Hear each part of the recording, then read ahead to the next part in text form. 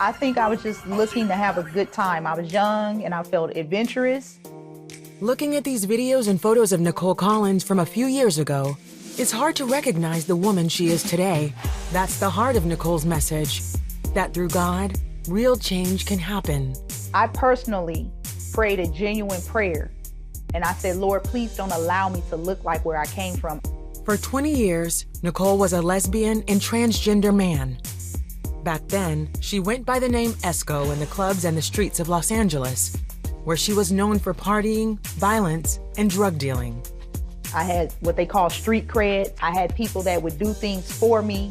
It was a lot of a power trip and a mindset that I had, kind of like a alter ego. It seemed to help her leave behind the rejection she once felt. Nichol says she was 5 years old when a family member began to rape her. The abuse continued for 3 years. He would use torture tactics as a way to get me not to disclose the abuse, and it altered my personality, and so I was kind of like withdrawn. When she was 8 years old, her mother became a Christian and started taking her to church. Nichol was baptized, and as she grew up, church became her outlet and an environment where she was nurtured and mentored. But during her senior year in high school, Nichol says she was involved in a conflict with a few members from the congregation that she had once admired. I didn't want anything to do with church after that situation. I was looking up to leaders at a certain standard and putting them on a pedestal that I should have been more focused on God, but I didn't have a relationship that was so solidified like that. So after graduation, she looked for love and acceptance in other places.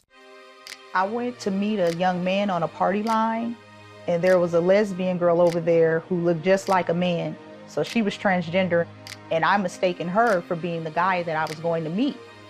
And the guy that I went to meet, it was absolutely no love connection. So she was so nice. She was telling me about a club in Hollywood, and she invited me to go to this lesbian club, and I took her up on the offer. And when I went to the club, it allured me. It was like lights, camera, action. There were celebrities there. It just drew me in because homosexuality is camouflaged as acceptance.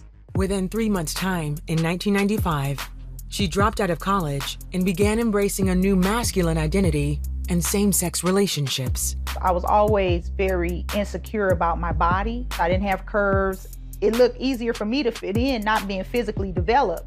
Within 3 months, I shaved off my hair. I shoved all my women's clothes off into the corner. I just wanted to just fit in with this new crowd of people. By the time I was 19, I was smoking weed. That led to drinking. Drinking led to trying lines of cocaine. I began to get my own hustle. By the time I was maybe 20, I was considered the dope man. But in the eyes of her mother, Yvette, she was a daughter that needed unconditional love and fervent prayer. Because I knew she was out there doing drugs, and I knew she was drinking. So when I would see her come, I would be so grateful to God that she came home in one piece. And when she would get in the house, I would take advantage of that moment and take blessed oil and put it on my hands and just rub her down with oil. And I would command Satan to loose his hold on my child. I kept running from God. He was constantly sending people to me, giving me signs. I was constantly missing a drive-by shooting, or something just happened right before I came. And it was like, I just didn't get it because I was so high. I was so intoxicated all the time. On a Saturday in 2014, Nichole's fear became reality. During a fight over drug money, a man attacked her from behind with a hammer. It was caught on cell phone video and shared on social media.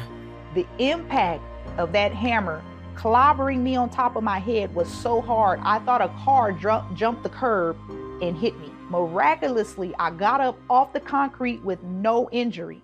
Thankful to be alive, Nichol returned to her childhood church the next day. I went down the aisle.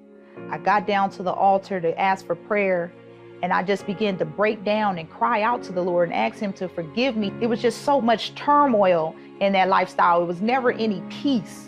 And I was lacking the peace that I once had, that relationship with my Heavenly Father that I was gravitating back toward. All the self-guilt, the condemnation, all of the rejection that I experienced, the Lord began to heal those hurts. Nichol says she is completely delivered, but her transformation didn't happen overnight. First, she started attending church and counseling. Then, months of prayer and fasting. Because some things only come out through prayer and fasting.